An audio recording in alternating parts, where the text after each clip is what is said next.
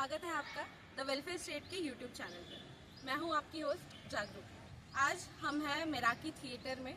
ये एक ऐसी ऑर्गेनाइजेशन है जिसके साथ बहुत सारे यंग एक्टर्स जुड़े हुए हैं। 10 सालों से ये अनेक स्टेट लेवल की, नेशनल इंटरनेशनल लेवल की कॉम्पिटिशन्स या फिर जो प्रोग्राम्स होते हैं उसमें अपनी प्रस्तुति देते आ रहे हैं। मेराकी थिएटर से ऐसे बहुत से एक्टर्स भी निकले हैं जो आज अनेक वेब सीरीज़, शॉर्ट फिल्म्स और मूवीज़ में भी काम कर रहे हैं।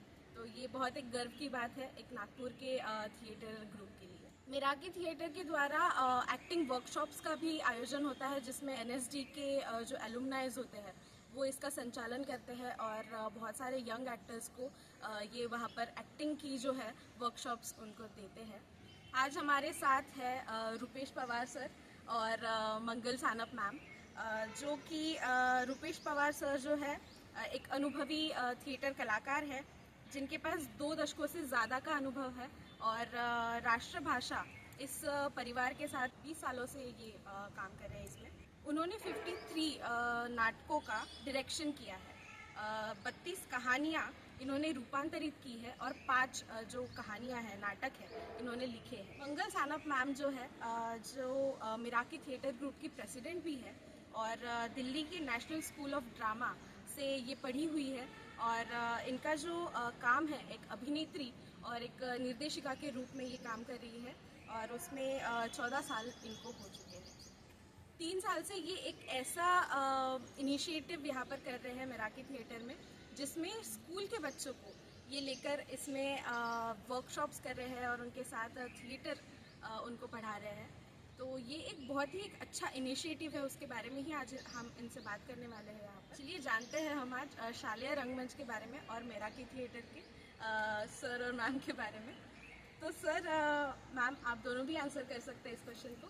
मेरा पहला सवाल ये है आपसे कि जो शालेय रंगमंच का कॉन्सेप्ट है वो कैसे आया और एक्चुअल में वो है क्या? हम लोग आसपास 20 साल से थिएटर कर रहे हैं। मैं मेरे साथ पूरी टीम है और थिएटर ने हमें बहुत कुछ दिया है, यानी सर्वाइवल भी हमारा थिएटर से ही हो रहा है। तो एक फीलिंग होती है कि कुछ रिटर्न भी देना चाहिए। तो उस तरह से हमने सोचा कि किस तरह से थिएटर का परिचय हम आम लोगों तक पहुंचा सके कि थिएटर क्या है, सही मायने में थिएटर क्या है। क्योंकि हम कोई भी शहर जो वहाँ की संस्कृति से पहचाना जाता है, जैसे अगर हम नाटक कहें तो सब में पहला नाम हमें पूना शहर का आता है। तो उसकी वजह यही है कि वहाँ के अगर आप स्कूल लेवल पे भी किसी बच्चे को पूछोगे तो उसने कोई बहुत अच्छा नाटक देखा हुआ होता है ऑलरेडी, उसे पता होता है कि नाटक क्या होता है, उसने रंगमंच देखा होता है, ऑडिटोरियम उसे पता होता है, उसे थिएटर के हर प्रकार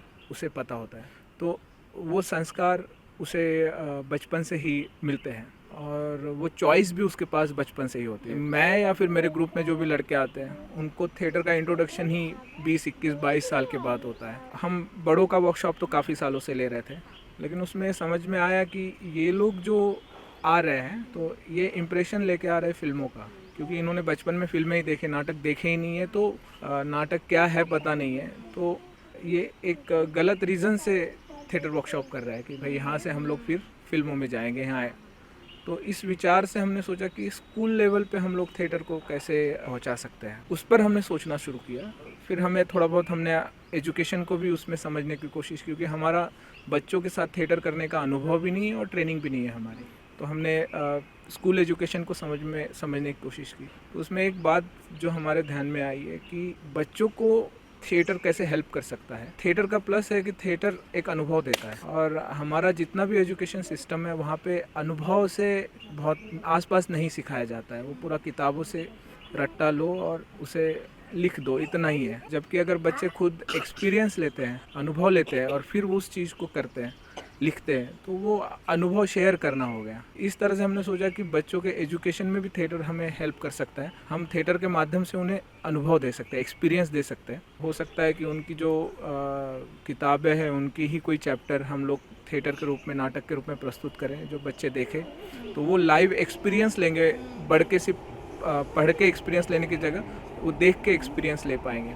तो ये एक हमने थॉट रखा और इस तरह से हम लोग कुछ स्कूलों में कांटेक्ट किया हमने कि हम शालेय रंगमंच करके, तब तक शालेय रंगमंच नाम फाइनल नहीं हुआ था, लेकिन सोचे कि कुछ हमने स्कूलों से कांटेक्ट किया, हम इस तरह से कुछ काम करना चाहते हैं बच्चों, लेकिन बहुत इवेंट बेस्ड वो काम चाहते थे। हमें वो लड़के बच्चे नाटक क्या करेंगे उसमें हमारा उतना इंटरेस्ट नहीं था। नाटक कैसा करेंगे, कौन सा नाटक करेंगे, हमें वो प्रोसेस में इंटरेस्ट था। कि हम चाहते थे कि बच्चे थिएटर के प्रोसेस से गुजरे, उसको समझे, उसको जाने, उनमें पढ़ने की एक जिज्ञासा हो, निर्माण हो। तो इस तरह से हमने कोशिश की, लेकिन हमें हर जगह, क्योंकि बच्चों को इतना पढ़ाई का बोझ होता है कि इस तरह के एक्टिविटी के लिए उनको समझाना मुश्किल काम था। तो वो एक पर्टिकुलर टाइम होता है जनवरी का, फिर 26 जनवरी को प्रोग्राम, उसके लिए 20 दिन, तो वो हमारा उद्देश्य नहीं था। फिर हमने वो उन स्कूलों को छोड़ दिया जहाँ जहाँ हमें कहा गया कि आप हमें एक, और ये सब हम निःशुल्क कर रहे थे। हमने स्कूल से कभी कोई चार्ज की अपेक्षा की नहीं। फिर हमने स्लम में गए, स्लम में हमने कोशिश किया, क्योंकि हमें लगा कि शायद यहाँ हमारी ज़रूरत है, क्योंकि इधर तो बिल्कुल भी नहीं थी। तो वहाँ गए, वहाँ के, लेकिन वहाँ में आधार बेस नहीं मिल रहा था, यानी कोई सपोर्ट अगर रहता तो, क्योंकि एकदम से आप नई जगह जाके इतना जीरो से अभी हम काम नहीं कर पाते थे। फिर हम एनएमसी स्कूल गए, तो वहाँ क्या हुआ कि वहाँ एक इंफ्रास्ट्रक्चर है, एक स्कूल है, उसमें एक कमरा है और बच्चे आ रहे हैं वहाँ रोज़।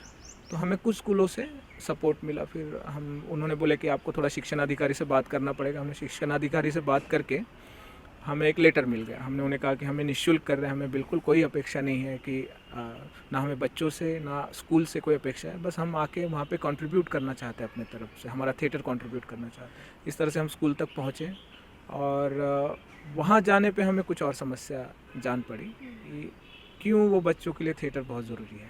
क्योंकि वो लोग, उनके पास ऑल्टरनेट स्पेस ही नहीं है। जैसे स्कूल के बाद वो उस बस्ती में जाते हैं जहाँ का माहौल बच्चों के लिए अभी तो कहीं पे भी ठीक नहीं है, लेकिन वहाँ बहुत ज़्यादा वर्स्ट है।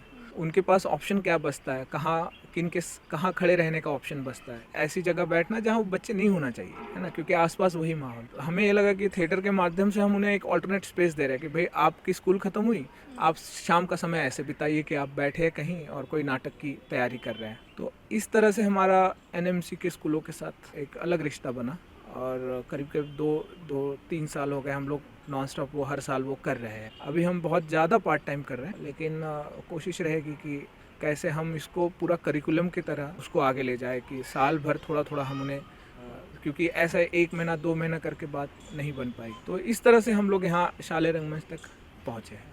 मतलब सर ने ये तो बताया है कि इनिशिएटिव की ज़रूरत क्यों महसूस हुई आपको, बट मैं ये पूछना चाहूँगी कि आपने 3 साल इसको किया है और इनमें जो बच्चे पार्टिसिपेट करते आए थे उसमें जो उनका इकोनॉमिकल और सोशल बैकग्राउंड है, जैसे सर ने अभी बताया उनके पास और कोई ऑप्शंस नहीं थे, तो इस बैकग्राउंड से आने वाले ये जो बच्चे हैं उनमें क्या फ़र्क देखा आपने इस इनिशिएटिव के बाद, और वो थ्रू आउट एक्सपीरियंस कैसा था?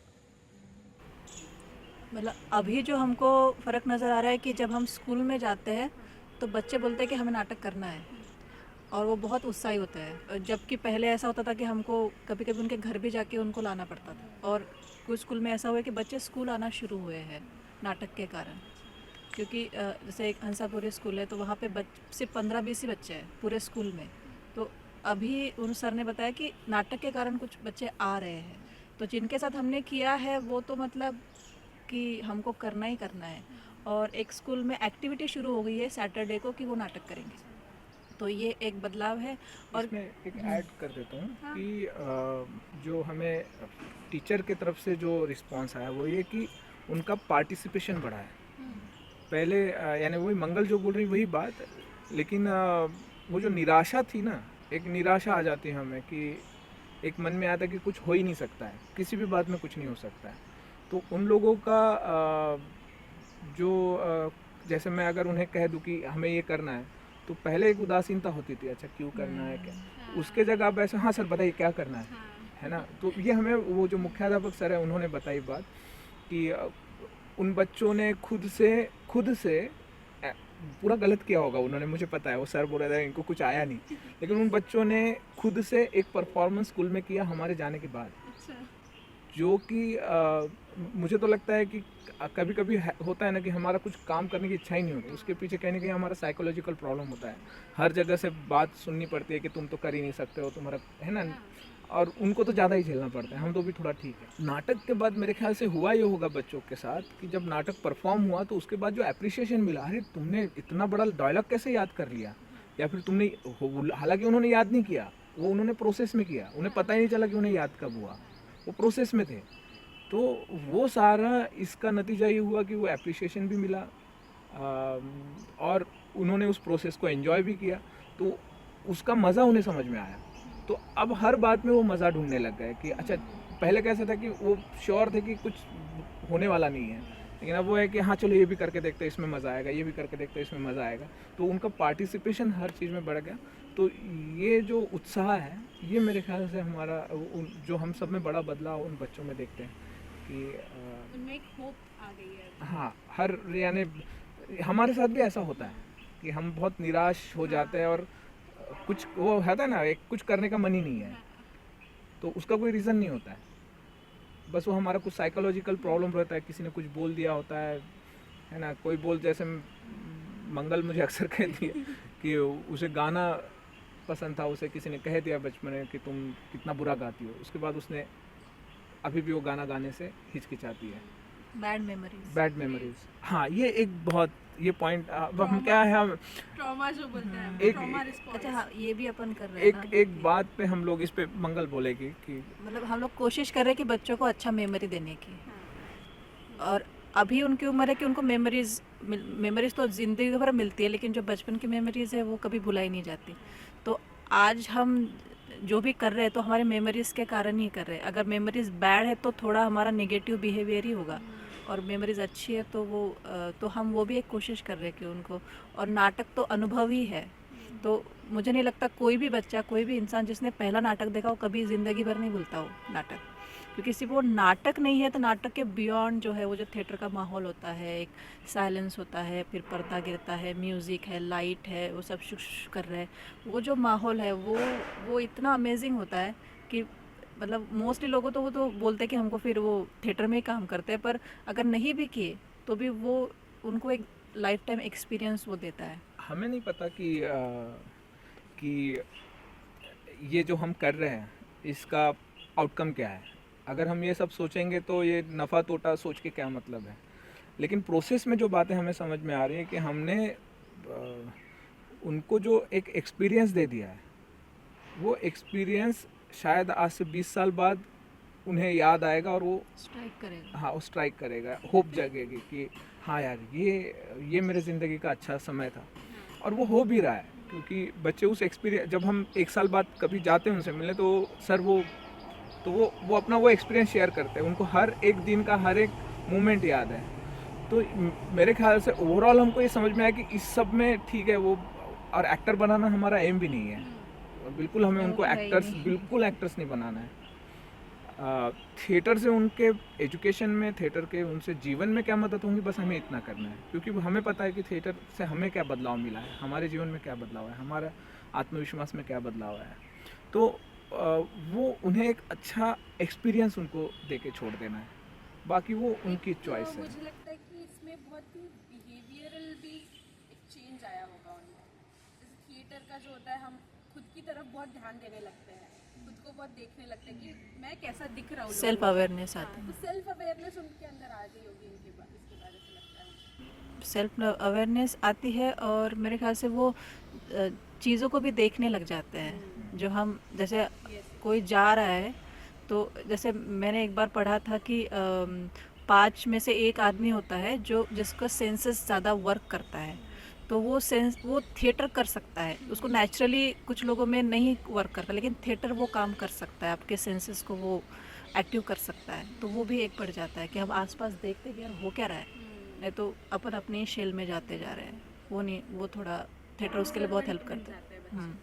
आपने जैसे कि बताया ही है मुझे कि सरकारी कर्मचारी या फिर जो स्कूल मैनेजमेंट है, उन्होंने कैसे आपको रिस्पॉन्स किया, बट ऐसे कोई एक एक्सपीरियंस हो जो आप शेयर करना चाहें कि जिससे आप मोटिवेशन मिला हो या फिर आप डीमोटिवेट हुए हो इस प्रोसेस में, स्कूल मैनेजमेंट की तरफ से या फिर सरकारी कर्मचारियों की तरफ से? स्कूल में एक बहुत ही बुरा एक्सपीरियंस हमारा रहा है, मैं उसका पूरा बैकग्राउंड नहीं बता सकता क्योंकि हमें काम करना है इनके साथ। कि हम एक जगह गए, उनसे काम बच्चों के साथ काम कर रहे हैं, तो उन्होंने कहा कि आप क्या इनके साथ काम कर रहे हो, इनसे अच्छे बच्चे मैं देती हूँ, मेरे पास एक स्क्रिप्ट, लेखिका भी थी, मेरे पास एक स्क्रिप्ट भी है, तो आप उन बच्चों के साथ काम कीजिए। इससे बुरा क्या होगा ना कि आप जहाँ हो, जिनके लिए आप हो, जिनके लिए आप पगार ले रहे हो, उनके लिए कोई काम करना चाहता है फिर में आप इस तरह का, और वो स्कूल बंद पड़ गई। हमने कोशिश की जितना कर सकते थे, बंद पड़ गई। तो ये है स्थिति। बच्चों से ज़्यादा हमें माँ बाप को कन्विंस करना है। टीचर्स अभी कोऑपरेशन आने लगा, जब हमने 2 साल करके किया हमने जब, और बच्चों में जब उन्होंने परिवर्तन देखा, तो अब स्कूल से हमें फ़ोन आने लग गए कि आप आ नहीं रहे हो क्या इस साल। तो वहाँ से बहुत पॉजिटिव, बहुत ज़्यादा पॉजिटिव साइंस है और मज़ा आ रहा है। ये बहुत ही मतलब रिवोल्यूशन की तरह दिख रहा है मुझे। अभी शुरुआत हुई है इसकी, पर आगे जाकर जो बहुत बड़ा हो सकता है। हाँ, ये एक हमेशा ये लगता है कि मैं जो नाटक करता हूँ या मैक्सिमम लोग जो नाटक करते हैं, उसमें मान लीजिए कि भाई जो ऑस्कर मिला, स्लम डॉग मिलियनेयर को मिला, कहानी किसकी है? वो तो वो जो झोपड़ी में रहने वाले लोग हैं, झुग्गी झोपड़ी में, उनकी कहानी है। लेकिन उसे बना कौन रहा है?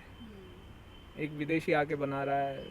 सब प्रिविलेज लोग जो है वो कहानी बता रहे, जो अंडर प्रिविलेज है उसकी। ऐसे बहुत कम जगह से है जहाँ कुछ इक्का दुक्का एक्टर मिल जाएंगे जो अंडर प्रिविलेज, बिल्कुल लोअर क्लास से आ रहा है, जहाँ बिल्कुल, और कहानी हम उनकी बता रहे हैं। तो कितना अच्छा होगा वो अपनी कहानी बताए। तो उन्हें अगर हम टूल दे देंगे तो वहाँ से कहानियाँ भी आना शुरू की, और अच्छी कहा, और वो जब अपनी कहानी बताएंगे तो वो कितनी डिटेल्ड और उसमें कितनी सच्चाई होगी। हम तो चाहे जो भी हो वहाँ जाके अंदाज़ा लगा सकते हैं कि भाई ये तकलीफ़ है इनकी, वो तो तकलीफ़ झेल रहे हैं। तो अगर हम उन्हें एक टूल दे देंगे कहने का कि भाई यहाँ आप एक्सप्रेस हो सकते हो। तो एक हमने एक काम किए कि जब इस बार हम बच्चों को ले गए यहाँ राज्य नाट्य स्पर्धा में सहभाग कर, उनका सहभाग दिया हमने, और उन्होंने वहाँ नाट्य प्रस्तुति की। उसके बाद हम उन्हें एक मीडिया न्यूज़ प्रिंट मीडिया के एक ऑफिस में ले गए। तो प्रिंट मीडिया के ऑफिस में ले गए और उन्हें वहाँ ऑफिस दिखाया। तो वहाँ बहुत ही कोऑपरेशन मिला हमें, वहाँ के जो संपादक वगैरह सब, उन्होंने पूरा ऑफिस दिखाया, किस तरह से पेपर छपता है। सब बोर हो रहा था, उनको बहुत बोर हो रहा था। अच्छा ये हाँ ठीक, कुछ लड़का यानी मिक्स था, लेकिन वो फिर वो ऑफिस में बैठे। तो मैंने पूछा कि कैसा लग रहा है आपको? तो इस तरह का ऑफिस उन्होंने पहली बार देखा था। अब पता नहीं क्या होगा, लेकिन वो बच्चा एक आधा हो सकता है कि यार ऐसे ऑफिस में बढ़िया मज़ेदार काम है ये। तो वो ऑफिस उनको दिख गया, यानी अब वो आगे का रास्ता खुद चुनेंगे। तो सवाल ये आया कि क्यों भाई इनको, तो मेरा ये कहना था कि ये जिस बस्ती में रहते, कभी इनके मन में आया तो इन्हें टूल पता चल गया अपनी समस्या को सॉल्व करने का। तो वो शायद आपसे कांटेक्ट करेंगे कि हमारे बस्ती में दिक्कत है। तो ऐसे यानी चीज़ों से इंट्रोड्यूस करा देना हमारा काम है। तो आपने ऑप्शंस दे दिए। हाँ कि भाई ये है, हमने उनको कुछ करने नहीं बोला, वो ये ऑप्शंस है, आपको कभी लगेगा तो आप यूज़ कर सकते हैं। And they also know the people जिनके पास वो जा सकते हैं अगर उनको कुछ करना है। हाँ। आपसे दोस्ती हो गई है, न्यूज़पेपर में अगर ऑफिस में गया है तो उनको पता है कि अगर मुझे इसमें कुछ करना है तो मुझे यहाँ जाना पड़ेगा। जी। तो वो उनको ऑप्शंस के साथ साथ उनका रास्ता भी दिख गया है। जी, वो बहुत इंटरेस्टिंग एक घटना थी। हम अब कोशिश कर रहे हैं कि जिस भी स्कूल में हम जाएंगे, उन बच्चों को एक जहाँ पे कुछ ऐसी जगह हम उनको ले जाया करेंगे जहाँ वो उनके लिए टोटली नहीं, और उनको वो टूल भी समझ में आएगा कि हाँ ये भी एक दुनिया है, यहाँ पे भी कुछ किया जा सकता है। तो इस तरह से हम सोच रहे हैं कि अगली बार से हर स्कूल में करेंगे। मैम आपके लिए ये क्वेश्चन है मेरा कि आप एनएसडी बैकग्राउंड से हैं, और ये जो प्रोजेक्ट है ये एक नॉन कमर्शियल, जैसे आपने बोला कि आप इसमें कोई भी प्रॉफिट नहीं देख रहे अपना, और एक ये चैलेंजिंग भी काम है। जिस तरीके से आप काम कर रहे हैं, सबको अप्रोच कर रहे हैं, उनको समझा रहे हैं, तो इट्स अ चैलेंजिंग टास्क। तो इस इनिशिएटिव के लिए आपको ये करने के लिए क्या चीज़ मोटिवेट करती है? क्योंकि आपके पास जो है कि ऑप्शंस बहुत है ना, तो ये चीज़ करने के लिए आपको क्या चीज़ मोटिवेट करती है? आपके क्या एम है इसको लेकर? इसको लेकर मेरे एम क्या है? ओके, एक तो मैंने जब थिएटर को देखा, मैंने खुद किया, और मैं देखती भी हूँ। मैंने दूसरे देशों के भी नाटक देखे, ये सब नाटक देखे, लेकिन वही मैंने देखा कि जहाँ पे भी मैंने अच्छा नाटक देखा, मैंने देखा कि वो उनके कल्चर में है, वो उनके लाइफ में है। अपन क्या करते, चलो नाटक देखने चलते। उनका वैसा नहीं है, वो उनका लाइफ ही नाटक है। जैसे फोक, अपने पास वो फोक, जैसे अपन फोक को भी देखने जा रहे हैं, लेकिन 100 साल पहले वो अपना ही एक हिस्सा था। कला अपनी ही है। मतलब मैंने एक पंडवानी औरत को देखा है, वो पंडवानी गाती है तो वो एकदम से मोला ऐसे करती थी और एकदम से अरे तू क्या हो रहा था पता है, एकदम से गाना शुरू करती थी, एकदम से नॉर्मल हो जाती है ऐसे। और गाना जब शुरू करते तो ऐसे हो जाती है कि अरे तुमको लगेगा कि ये क्या है ये, और व्यक्ति है। हाँ, और एकदम से नॉर्मल, एकदम से पति से बोलेगी अरे उठ सर को ना उधर, ऐसे बोलेगी। और मैंने एक कुडियाट्टम की एक कपिला मैम है, उनको देखा, वो इतनी सी है, मेरी हाइट इतनी है उनकी, लेकिन वो जो परफॉर्म करती है, जब वो द्रौपदी का कैरेक्टर करती है तो वो इतनी बड़ी दिखती है स्टेज पे, क्योंकि उनका लाइफ ही वो है, वो बचपन से वही करते आ रही है। और हम जब NSD गए तो एक तो मेरी तो इंग्लिश की दिक्कत हुई, समझ नहीं आ रहा था कुछ। वो इंग्लिश से ज़्यादा वो पढ़ाई की दिक्कत थी कि पढ़ाई में कभी कनेक्शन ही नहीं दिखाया कि अगर हिस्ट्री है तो यहाँ से उसका कनेक्शन है उसका। लेकिन कुछ बच्चे ऐसे थे, कुछ केरला के थे या नॉर्थ ईस्ट के थे, वो लोग, उनका हिस्ट्री, उनका ज्योग्राफी उनका इतना स्ट्रांग था क्योंकि उनकी वो एजुकेशन का वो प्लस पॉइंट था। हमारा उधर वो रट्टा मारो नहीं था। तो 2 साल लगे मुझे सिर्फ चीज़ों को समझने में। और फिर मतलब मेरा तो मतलब वो 3 साल तो ऐसे निकल गया, अच्छा हो क्या। और अब मैं उन चीज़ों को वापस ले रही हूँ, अब मैं उन चीज़ों को ऑब्जर्व कर रही हूँ, उनको लिख रही हूँ। अच्छा मुझे माइजनर पढ़ाया गया था क्या, ओके माइजनर ये है क्या, अच्छा स्तानिस्लावस्की वैसा है क्या।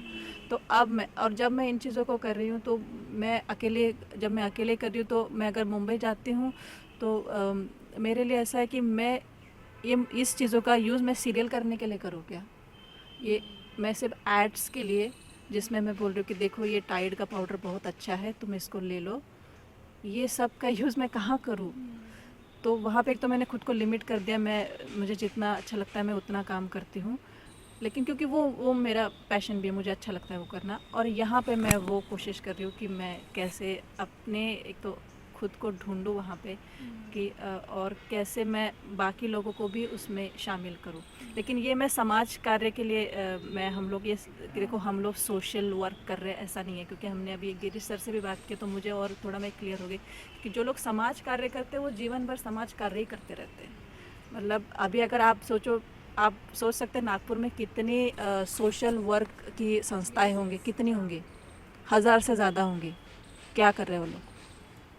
तो ये सोशल वर्क जो करते हैं ना वो सोशल वर्क ही करते रहते हैं, उसका कुछ नहीं होने वाला। हम कोशिश कर रहे हैं कि हम खुद कैसे ग्रो हो और अपने साथ कुछ लोगों को लेकर, क्योंकि इसमें उन्होंने एक एग्जाम्पल दिया था इनका तुकाराम का, कि तुकाराम ने कभी अपने अभंग लोगों को नहीं बोले बैठो बैठो मैं पढ़ता हूँ, देखो मैंने कितना अच्छा लिखा। उन्होंने कभी किसी को नहीं सुनाया, वो खुद ही गाते थे, खुद ही लिखते थे। उन्होंने अपने अभंग रख दिए थे, लोगों ने उसको निकाले और आधे से ज़्यादा तो जला दिए, लेकिन जितने भी लोग उसको पढ़ पाए लोगों ने उन चीज़ों को फैलाया और तब हमें वो थोड़ा बहुत पता चला है। तो जो खुद ग्रूमिंग कर रहा है वो ऑटोमेटिकली वो होगा, उसके आसपास भी आसपास होगा। तुम किसी को बताने जाओगे देखो तुम ऐसे करो वैसे करो, तो वो उससे कुछ नहीं होगा। तो हम यही कोशिश करें कि कैसे बच्चों, इसलिए हम लोग बच्चों को हमेशा बोलते हैं कि हम आपको कुछ सिखाने नहीं आए, क्योंकि वो तो सीख ही रहे बेचारे।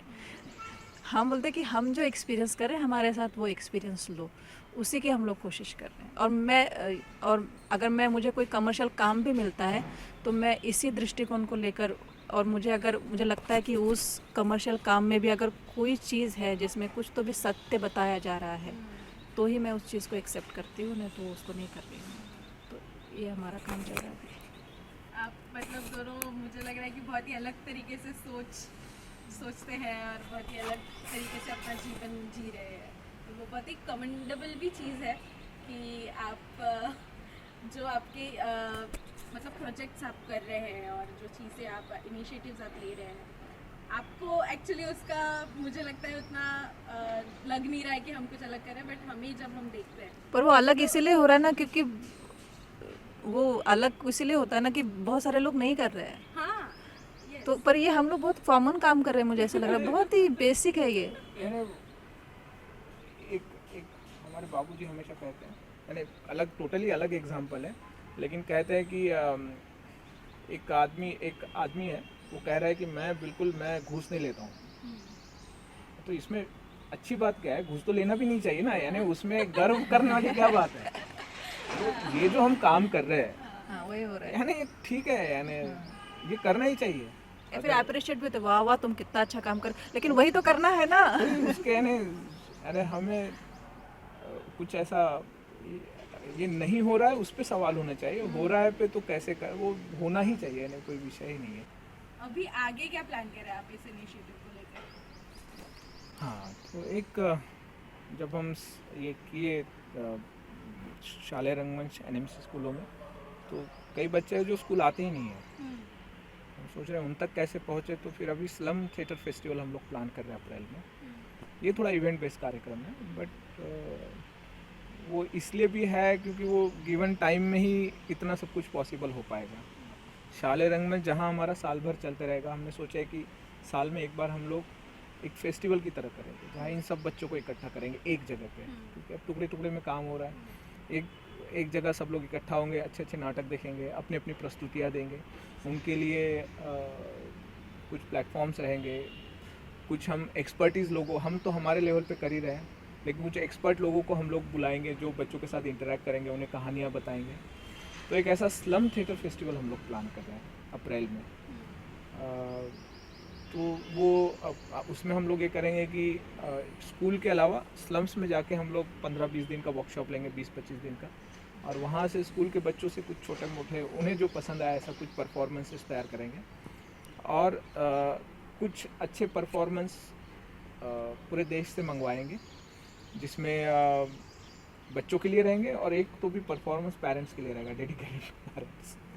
और कठपुतली का कुछ रखेंगे, कुछ क्लाउन का कुछ रखेंगे, कुछ स्टोरी टेलिंग के सेशन रखेंगे, और एज अनुसार रखेंगे, हर एज ग्रुप के अनुसार, कि कहानियाँ बताई जा रही है बस। और कहानी बताना यानी बस ऐसे नहीं है, उसमें भी देश में बहुत अच्छा काम कर रहे हैं, कई सारे लोग कर रहे हैं, हम उन्हें इनवाइट करेंगे यहाँ, और अपने बच्चों को जस्ट कहानियाँ, कथा कथन का एक बस कहानियाँ सुनना है हाँ कहानियाँ सुनना है बच्चों को, और मज़ेदार तरीके से सुनना है।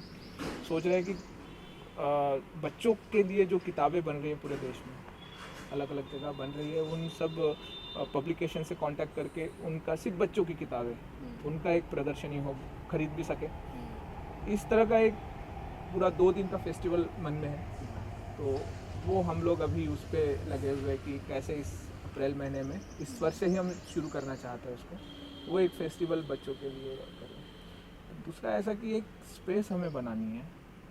अगर आप सिंपल सा सवाल रहे कि बच्चों के मनोरंजन के लिए क्या, तो हमें